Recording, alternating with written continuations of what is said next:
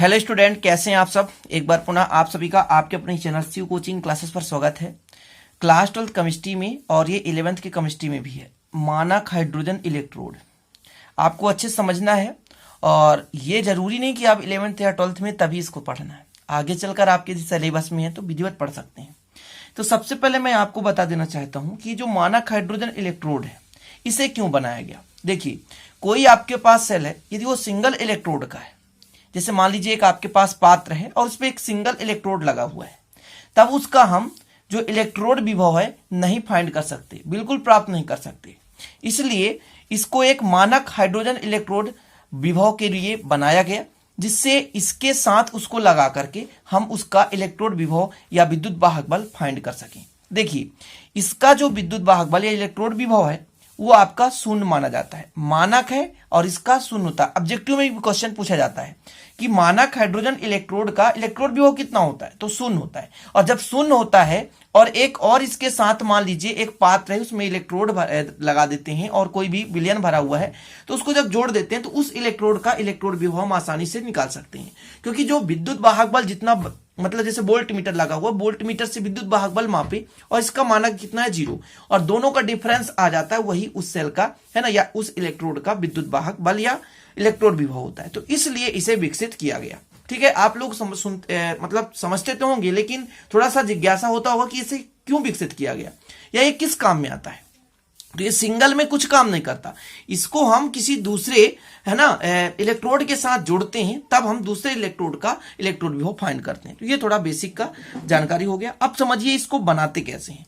तो आपके पास एक पात्र है, ये आपके पास पात्र है जिसमें 1 मोलर सांद्रण का HCl विलयन भर रहता है। क्या भर रहता है? HCl विलयन। इसमें एक कांच का क्या होता है, नली है ना, कांच का नली इसमें डूबी रहती है। ठीक है, ये कांच की नली है, इसमें डूबी रहती है। इसके अंदर एक प्लेटिनम का तार लगा रहता है और प्लेटिनम के तार के साथ प्लेटिनम की पत्ती लगी रहती है, जिसमें प्लेटिनम ब्लैक लेपित होता है। इतना क्लियर हो गया। इस आपके पास कांच की नली में ऊपर एक छिद्र होता है। क्या होता है? एक छिद्र होता है, जिस छिद्र की सहायता से शुद्ध हाइड्रोजन गैस प्रवाहित करते हैं एक वायुमंडलीय दाब पर। यह हो गया बेसिक जानकारी। और जब इसमें से हाइड्रोजन गैस प्रवाहित करते हैं तो हाइड्रोजन गैस का कुछ आंशिक मात्रा ये जो प्लेटिनम है ये अवशोषित कर लेती है, अधिशोषित जिसको बोलते हैं, अधिशोषित। और अधिशोषण की क्रिया आप चैप्टर 5 में पढ़ोगे। तो अधिशोषित कर लेती है और जो शेष होता है वो बुलबुले के रूप में बाहर चला जाता है। ठीक है, इसके बाद इसमें हाइड्रोजन में रिएक्शन होता है, जो हाइड्रोजन है टूटकर 2H पॉजिटिव बनाता है एक्वस सॉल्यूशन में और 2 इलेक्ट्रॉन त्याग दे देता है। ठीक है, तो दोनों चीज होता है इसमें, कैथोड और एनोड दोनों की भांति काम करता है। ठीक है, तो ये हो गया। तो आपको लिखना क्या है, सिस्टमेटिक ढंग से लिखें। इलेक्ट्रोड में आपके पास ये मानक हाइड्रोजन इलेक्ट्रोड है, तो मानक हाइड्रोजन इलेक्ट्रोड में एक पात्र में 1 मोलर सांद्रण HCl लिया जाता है। ठीक है, मानक हाइड्रोजन इलेक्ट्रोड में एक पात्र में 1 मोलर HCl लिया जाता है। यहां पे 1 मोलर HCl है, जिसमें एक कांच की नली डूबी रहती है। ये कांच की नली है जिसमें प्लेटिनम के तार की सहायता से प्लेटिनम पत्ती लगी होती है, जिस प्लेटिनम पत्ती पर प्लेटिनम ब्लैक लेपित होता है। ठीक है, प्लेटिनम ब्लैक लेपित होता है। इतना क्लियर हो गया। आगे, प्लेटिनम प्लेट की पत्ती एक चौड़े कांच के बेलनाकार जैकेट से घिरी रहती है। ये जैकेट है, घिरी रहती है, ठीक है ना, जो कि एक नली से जुड़ी रहती है, जिसमें एक वायुमंडलीय तार, यहां पर देखिए एक वायुमंडलीय दाब, जिसमें एक वायुमंडलीय दाब पर हाइड्रोजन गैस प्रवाहित की जाती है। प्रवाहित हाइड्रोजन गैस की कुछ मात्रा प्लेटिनम पर अधिशोषित हो जाता है तथा शेष जो हाइड्रोजन है वो बुलबुले के रूप में बाहर चला जाता है। क्लियर? इतना ही लिखना है और आपको फिर क्या कर देना है, रिएक्शन कर देना है कि इलेक्ट्रोड अभिक्रिया को निम्नानुसार हम दर्शा सकते हैं। ठीक है, तो फिर से एक बार मैंने यहां पर लिख दिया है, तो आप लोग समझ लें कि इलेक्ट्रोड के मतलब मानक हाइड्रोजन इलेक्ट्रोड में एक पात्र में 1 मोलर HCl लिया जाता है, जिसमें कांच की एक नली डूबी रहती है, जिसमें प्लेटिनम की तार की सहायता से एक प्लेटिनम की पत्ती लगा दी जाती है, लगी होती है। ये आपको देख सकते हैं यहां पर। ठीक है, और फिर आगे क्या लिखना है, जिस पर प्लेटिनम ब्लैक का लेप लगा होता है। प्लेटिनम की पत्ती एक चौड़े कांच के बेलनाकार जैकेट से घिरी रहती है। इस जैकेट के ऊपर की ओर से एक नली जुड़ी रहती है, ठीक है ना, जिसमें एक वायुमंडलीय दाब पर हाइड्रोजन गैस प्रवाहित की जाती है। प्रवाहित हाइड्रोजन गैस का कुछ मात्रा प्लेटिनम पर अधिशोषित हो जाता है तथा शेष बुलबुले के रूप में जैकेट के छिद्र से बाहर निकल जाते हैं। क्लियर? तो इस प्रकार से आपको इतना लिख देना कंप्लीट। आप स्क्रीनशॉट लेना चाहते हैं तो विधिवत ले सकते हैं, ठीक है। यदि आपको इसका नोट्स लेना है तो एक सब्जेक्ट का 100 रुपए में दे रहा हूं, ठीक है। आपको पूरा पीडीएफ में मिलेगा, थोड़ा सा मेहनत लगा है इसलिए उसका कास्ट लग रहा है। इसका पूरा पीडीएफ आपको मिल जाएगा, पूरे चैप्टर के पीडीएफ मिल जाएंगे। जिसको लेना है वो ले सकते हैं, 11th या 12th के, ठीक है। फिजिक्स केमिस्ट्री दोनों सब्जेक्ट का पीडीएफ मिल रहा है। अब चलिए इसका कुछ आपको क्या करना है, तो समीकरण लिख देना है। तो इलेक्ट्रोड अभिक्रिया को निम्नानुसार हम दर्शा सकते हैं, या इसमें ऐसा कर सकते हैं, इलेक्ट्रोड अभिक्रिया निम्नानुसार होती है। आगे लिखना है इलेक्ट्रोड अभिक्रिया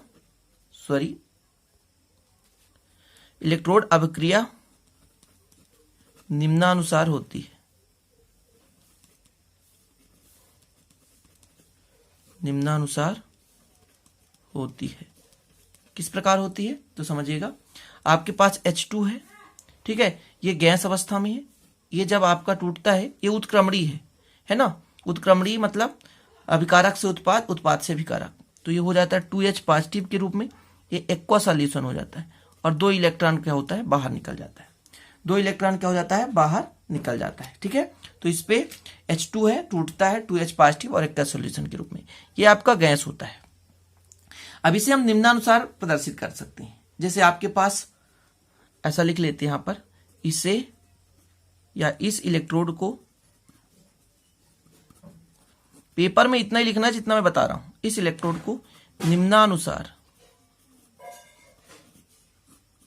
इस इलेक्ट्रोड को निम्नानुसार प्रदर्शित किया जा सकता है। निम्नानुसार